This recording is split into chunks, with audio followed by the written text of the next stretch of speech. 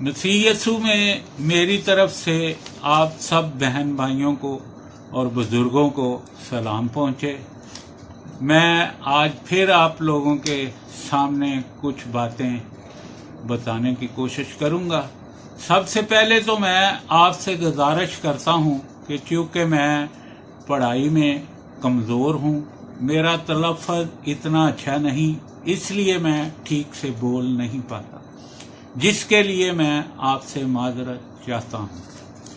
मेरा सवाल आज अपने मसीही दारों के रहनुमाओं से है कि जब से मिशनरी यहाँ से गए हैं और चर्च यूनाइटेड प्रेस्बिटेरियन और लाहौर चर्च काउंसिल के लहाक हुए 28 साल गुजर गए हैं, और इन 28 सालों में चर्च और मसीही अदारों का क्या हाल हुआ है, मैं आज आपकी तवज्जो गौर फरमाना चाहता हूँ। जो लोग मसीही अदारों से प्यार करते हैं, उन लोगों से ये सवाल है, और उन खादमों के लिए भी जो खुदा से डरते और खुदा से प्यार करते हैं, उनके लिए नहीं जो डाकू हैं। मैं उनके बारे में बात करना चाहता हूँ।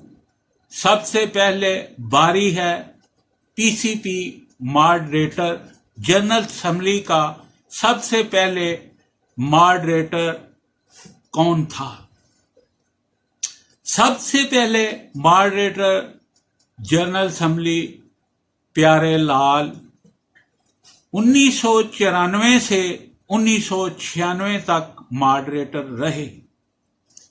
दूसरे मॉडरेटर जनाब डॉक्टर अजमल खान साहब हैं। ये 1996 से 1998 तक मॉडरेटर रहे। अगर देखा जाए तो रजिस्टर्ड बॉडी के मुताबिक डॉक्टर प्यारेलाल के बाद डॉक्टर अजमल खान का नाम मॉडरेटर के तौर पर आज तक जॉइंट स्टॉक में दर्ज है। गुज़श्ता सालों से लेकर आज तक जितने मॉडरेटर बने, उनका नाम कहीं भी दर्ज नहीं, जिसमें मरहूम डॉक्टर आर्थर जेम्स 1996 से लेकर 2002 तक पीसीपी के मॉडरेटर रहे। फिर 2002 से लेकर 2005 तक सरदार फरोज मॉडरेटर बने। इसके बाद फिर मरहूम आर्थर जेम्स को मॉडरेटर बनाया गया। इनकी ये जो चालाकियां हैं, ये देखें कि इन्होंने डॉक्टर आर्थर जेम्स के लिए 3 साल के लिए इस बंदे सरदार फरोज को मॉडरेटर बनाया। जब 3 साल पूरे हो गए तो दोबारा से फिर मरहूम डॉक्टर आर्थर जेम्स को फिर 6 साल के लिए मॉडरेटर बना दिया गया, जिन्होंने इस चर्च को पूरा तबाह व बर्बाद कर दिया। चर्च की कोई तरक्की नहीं हुई, कोई ऐसा काम नहीं हुआ कि जिससे चर्च तरक्की करता और आगे बढ़ता। इन्होंने जनाब आर्थर साहब उधर प्रिंसिपल थे अदारे के, थियोलॉजिकल सेमिनरी के, ऊपर से मॉडरेटरी का ओहदा भी रखा हुआ था। उसके बाद जनाब जब देखा कि आर्थर साहब अब कमजोर पड़ रहे हैं, तो इन्होंने पादरी आरफ सराज को मॉडरेटर बना दिया। और पादरी आरफ सराज जो है, वो भी जनाब 2011 से लेकर अपने आप को 6 साल उन्होंने भी खूब चर्च के मजे लूटे। उसके बाद फिर बारी आ गई डॉक्टर मजीद एबल साहब की। और डॉक्टर मजीद एबल साहब ने जब 3 साल का उनका टर्नओवर पूरा हुआ, तो वो भी और 3 साल के मजे लेना चाहते थे। लेकिन हुआ क्या कि इनमें आपस में नचाकियां पड़ गईं और इनमें फिर 2 ग्रुप हो गए। एक ग्रुप डॉक्टर मजीद के साथ लग गया और एक ग्रुप جوید گل کے ساتھ لگ گیا، جس میں آج جوید گل اور مجید ایبل دو ماڈریٹر ایک پلیٹ فارم پہ ہیں، اور ادھر دو ماڈریٹر، ایک ڈاکٹر اجمل خان اور ایک ان کا بھائی الطاف خان جو اپنے آپ کو ماڈریٹر کہتا ہے، وہ بھی اپنے آپ کو پی سی پی کا ماڈریٹر کہتا ہے۔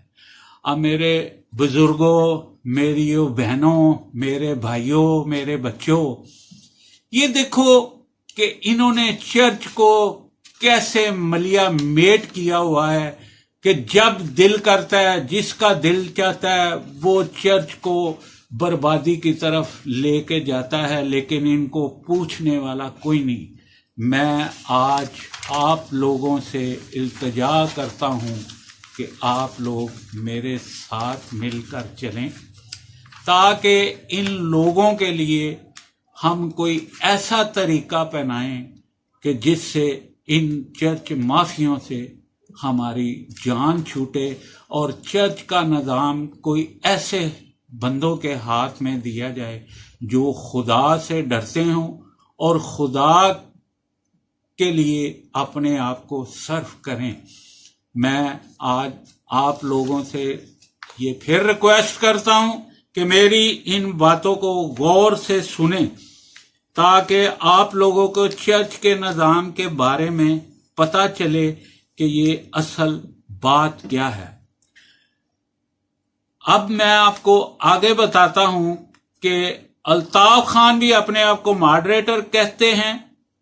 اس موجودہ دور میں یہ 4 ماڈریٹر ہیں، لیکن ریکارڈ کے مطابق پھر کہوں گا ڈاکٹر اجمل خان کا نام جائنٹ اسٹاک میں رجسٹرڈ ہے۔ یہ سب فیک ہیں، ان میں سے کوئی بھی رجسٹرڈ نہیں۔ اگر یہ رجسٹرڈ ہیں تو ان میں سے کوئی بھی اپنا رجسٹریشن یا فائلنگ سرٹیفکیٹ شو کرے، لیکن ان میں سے کوئی بھی ایسا نہیں کر سکتا کیونکہ ان کے پاس رجسٹرڈ نمبر ہی نہیں ہے۔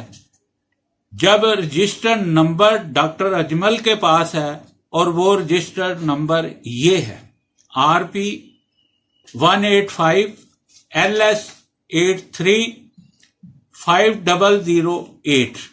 آج تک جتنے بھی ماڈریٹر آئے وہ رجسٹرڈ نہیں۔ یہ سب چرچ کی بربادی ہیں، سب نے چرچ کو برباد کیا ہے۔ ان سب میں سے کوئی ایک بھی نہیں چاہتا کہ چرچ کی ترقی ہو۔ سب اپنے چکر میں پڑے ہیں اور سب چرچ مافیا ہیں۔ ان میں بہت سارے ڈاکو ہیں اور بہت بڑے بڑے عہدوں پر فائز ہیں۔ ان کی اصلیت بہت سے لوگ جانتے ہیں، لیکن پھر بھی بولتے نہیں، کیونکہ ہر کوئی کہیں نہ کہیں کرپٹ ہے۔ میں آج ان لوگوں سے پوچھتا ہوں کہ آپ کون سے خدا کی خدمت کرتے ہیں؟ ہمارا خدا سچائی کا خدا ہے، وہ کسی کا طرفدار نہیں۔ وہ تو کہتا ہے ہاں کی جگہ ہاں اور نہ کی جگہ نہ کرو۔ میں نہ تو کوئی پادری ہوں اور نہ ہی کوئی ایلڈر ہوں۔ میں خدا سے ڈرتا ہوں، کسی انسان سے نہیں۔ میں نے جو کچھ خدا کے کلام میں پڑھا اور سیکھا ہے وہ یہ ہے کہ سچ بولو، کیونکہ کلام میں لکھا ہے کہ سچائی تم کو آزاد کرے گی۔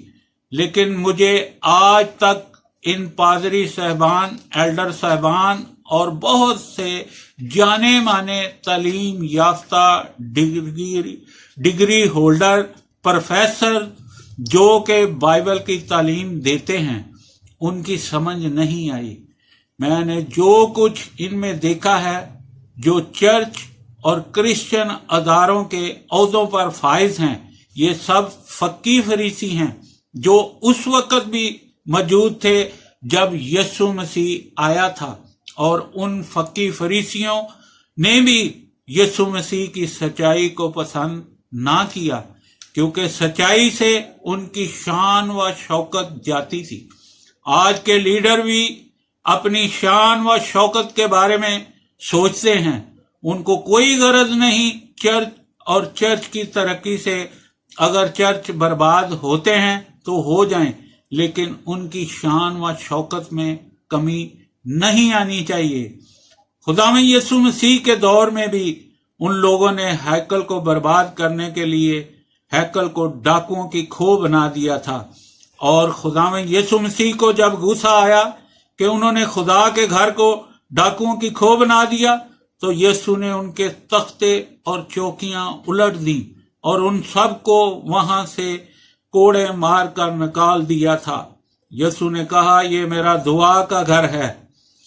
मैं आज अपने मसीही बहन भाइयों बुजुर्गों से पूछता हूं जो खुदा से डरते हैं और खुदा से प्यार करते हैं, कि जिन लोगों ने चर्च का निजाम बर्बाद किया हुआ है उनको भी इन अदारों और चर्चों से निकाल देना चाहिए। मैं अपने मसीही बहन भाइयों से इल्तिजा करता हूं कि वो मेरी आवाज बने और इस भलाई के काम के लिए दुआ करें और रोजा रखें कि खुदा हमें इसमें कामयाबी अता करे। और वो कामयाबी इस तरह मिल सकती है कि हम एक दूसरे का बाजू बने, और ये जंग जो हम इन चर्च माफिया से करना चाहते हैं, इसमें खुदा हमें कामयाब करे, क्योंकि खुदा के कलाम में लिखा है कि जो कोई भलाई जानता है और नहीं करता वो गुनाह करता है। लिहाजा अब हमें देखना होगा कि कौन कौन खुदा के लिए उठता है और इन चर्च माफिया को अदारों से आजाद कराने में मदद करता है। ये मेरा अकेले का काम नहीं, इसलिए मुझे आप लोगों का साथ चाहिए, उन लोगों का जो खुदा से डरते हैं, वो ही खुदा के काम के लिए खड़े हो सकते हैं। इसमें सबसे पहले मुझे आप लोगों की दुआओं की जरूरत है, क्योंकि दुआ के वसीला से जेल के दरवाजे खुल गए। जब बाला खाना में दुआ कर रहे थे तो यूहन्ना और पतरस जेल से आजाद हो गए।